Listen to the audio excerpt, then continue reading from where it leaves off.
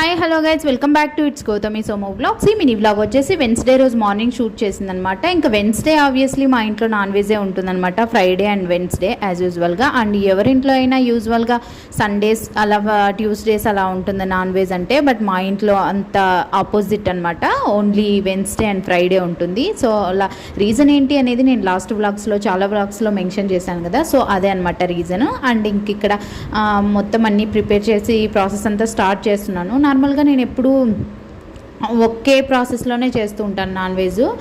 So అలా కాకుండా ఈసారి కొద్దిగా డిఫరెంట్గా ట్రై చేద్దామనేసి కొన్ని యూట్యూబ్స్ సెర్చ్ చేశాను అనమాట. సో కొన్ని నచ్చాయి అనమాట. సో క్విక్గా ఈజీగా త్వరగా అయిపోయేలాగా ఉన్నాయనేసి సో అలా చూస్ చేసుకొని చేస్తున్నాను అనమాట. కొద్దిగా మ్యాగ్నేట్ చేసి చికెన్ ఫ్రీజ్లో పెట్టి హాఫ్ అన్ అవర్, ఆ తర్వాత మసాలా మనము మిక్స్ చేసి పెట్టుకుంటాం కదా, గ్రైండ్ చేసి పెట్టుకుంటాం కదా, సో దాన్ని మనము కొద్దిగా ఆయిల్లో కాసేపు మగ్గిన తర్వాత ఈ మ్యాగ్నేట్ చేసిన చికెన్ వేసి కుక్ చేయడమే అనమాట. అండ్ బగారా రైస్ యాజ్ యూజువల్గా ఇంకెప్పుడు చేసేలాగే బగారా రైస్ కూడా చేస్తున్నాను అనమాట. And bagara rice last time నేను కుక్కర్ వెజిల్ లైక్ ప్రెషర్ కుక్కర్లో చేశాను కదా, సో అలా కాకుండా ఈసారి తవాలు అయితే పెట్టాను అనమాట.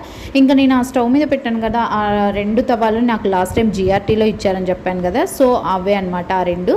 అండ్ నాన్ వెజ్ అంటేనే ఒక్కొక్కరు ఒక్కో స్టైల్లో చేస్తూ ఉంటారు కదా, ఎలా చేసినా టేస్టీగా అయితే వస్తుంది ఫైనల్గా అవుట్పుట్ నాన్ వెజ్. సో నేనైతే నాకు వచ్చిన స్టైల్లో ఇలా చేస్తున్నాను అనమాట. లైక్ నాకు యూట్యూబ్స్లో చూసి చేస్తున్నాను అని చెప్పాను కదా, సో అలాగా నేను ఇక్కడ షేర్ చేస్తున్నాను, మీరు చూస్ చేసుకోండి అని అయితే నేను చెప్పాను అనమాట. ఎందుకనంటే కొందరికి నచ్చచ్చు, కొందరికి నచ్చకపోవచ్చు, సో అందుకనేసి నేను అలా ఏం చెప్పాను అనమాట. అండ్ నాకు నచ్చింది కొన్ని యూట్యూబ్స్లో చూసిన ఈ రెసిపీస్, సో అలాగా నేను ట్రై చేస్తున్నాను అంతే. అండ్ ఇంకా వ్లాగ్ ఎలాగో డైలీ షేర్ చేస్తాను కాబట్టి ఇక్కడ షూట్ చేసి పోస్ట్ చేస్తున్నాను అంతే అనమాట. షేర్ చేసుకుంటున్నాను మీతో కూడా, ఎవరికైనా నచ్చితే చేసుకోవచ్చు.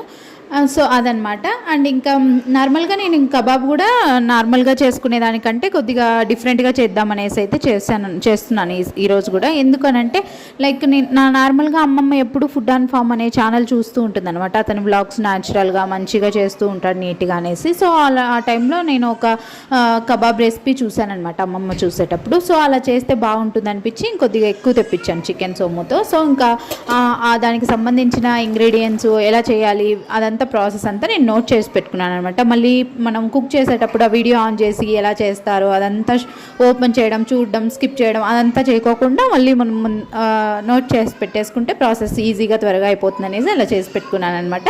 అండ్ ఇంక ఇక్కడ రైస్ అంతా బగారా రైస్ అంతా కంప్లీట్ అయిపోయింది, కర్రీ అన్ని ఇంకా సోముకు సర్వ్ చేసి ఇచ్చేసి లంచ్ బాక్స్ కూడా ప్యాక్ చేసేసాను అనమాట. And that's it for today. Bye. Subscribe for more videos.